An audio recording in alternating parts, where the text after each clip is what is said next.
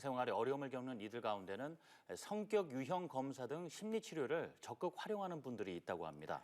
네, 그중에서도 색채를 통해서 심리를 진단하는 이 컬러 테라피가 주목을 받고 있다는데요. 어떻게 색을 통해서 사람의 심리를 이해하는지 컬러 테라피에 대해 소개해드립니다.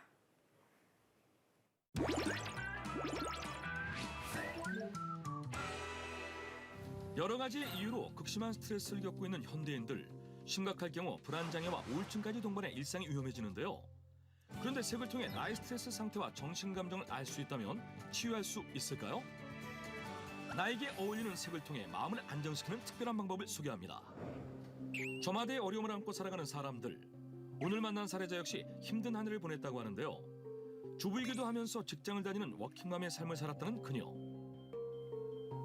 노력을 했던 것만큼 잘 되는 것 같지들 않아서 이 일도 해볼까 저 일도 해볼까 고민이 많아요. 두 가지 역할을 모두 충족시킨다는 건 쉽지 않은 일. 때문에 워킹맘의 절반 이상이 스트레스 고위험군에 해당된다는 자료도 있는데요. 집안일도 해야 되고 스트레스로 쌓이고 힘들죠. 스트레스로 인해 더 큰 마음의 병이 생기기 전 해결책이 필요해 보이는데요. 고민 해결을 위해 그녀가 발걸음을 옮긴 이곳 서울의 한 심리연구소입니다. 어서 오세요. 이곳에서는 어떤 상담을 통해 스트레스와 고민을 해결할 수 있나요?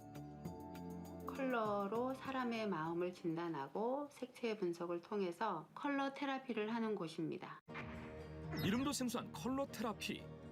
스위스의 심리학자 막스 리셔가 색채 진단법을 개발했는데요. 인간 내면의 4가지 자기 감정을 색으로 진단한 것. 그 이후 일본 등 다양한 곳에서 컬러 테라피가 등장했습니다. 컬러를 통해서 무의식 속에 있는 나를 발견할 수도 있고요. 지금 내가 마음의 상처를 치유하기 위해서는 어떤 컬러를 써야 되는지 분석을 해드립니다. 가장 마음에 드는 컬러로 한번 선택을 해볼게요. 색을 선택하는 작업인 컬러 리딩을 통해 상담자의 심리를 확인해 볼 수 있다는 것. 카드를 드릴 거예요. 나에게 가장 어울린다라고 생각하는 카드를 한 장만 골라주세요. 사람에 따라서 그 순간순간, 그 순간에 선택하는 컬러들이 있어요. 키워드가 가지고 있는 컬러의 언어가 있는 거죠. 내면의 마음, 이런 것들을 분석을 하는 거죠.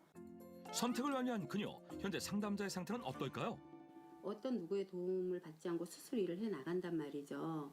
자, 이럴 때 받는 스트레스가 상당히 클 수가 있어요. 내가 여기서 목표 달성을 했고 내가 완성이 됐다라면 멈출 수도 있음에도 불구하고 인정받고 싶고 알아줬으면 하는 마음, 이런 게 상당히 많다라고 볼 수 있어요. 컬러 리딩을 통해 잠재의식을 확인했다면 더욱 디테일한 검사를 위해 그림 치료도 함께하는데요. 집, 나무, 사람 등의 소재를 통해 심리를 확인할 수 있답니다. 치유 방법과 진단을 내리기 위해선 확인하는 게 한 가지 더 있다고 하는데요. 내가 태어날 때 가지고 있는 생년월일이 있잖아요. 그 생년월일에 따른 또 컬러가 있어요. 솔루션을 주기 위한 하나의 작업 과정이라고 할 수 있습니다. 퍼플과 옐로 그린과 그린을 통해서 지금 현재 심리적 불안감, 스트레스 증후군을 좀 날려버릴 수 있고 액세서리, 그리고 옷, 핸드백, 신발 다양하게 사용할 수 있죠. 컬러 테라피뿐만 아니라 긍정 효과를 낼 수 있다는 또 다른 방법이 있다는데요. 바로 녹음을 통해서랍니다. 나는 2021년 취직이 되어 회사에 다니고 있다.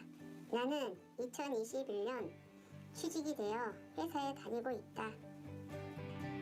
말에는 소리와 의미가 있거든요. 그 의미를 반복적으로 실행해 줌으로써 이를 통해 실행할 수 있는 동기부여를 줄 수 있습니다. 자신이 이루고자 하는 꿈을 꾸준히 상기시키다 보면 목표에 한 발자국 가까워질 수 있겠죠? 고민이 많았고 답답했었는데 내년에는 좋은 일이 생길 수 있도록 더 열심히 살아야 될 것 같아요. 상처받고 스트레스가 많은 현대인의 심리 치유를 위해 다양한 분야로 공부를 하고 있다는 대표. 덕분에 다양한 자격증과 경험을 쌓아오고 있다고 하는데요. 고민 해결을 위해 변화를 주고자 하는 이들을 위해 장명에 대한 연구도 이루어지고 있다고 합니다. 한글 창조 원리를 이용해서 한글 소리, 발음 구조와 음양 오행을 통해 어금니 소리, 혀소리, 입소리, 입술 소리를 통해 장명을 하고 있습니다.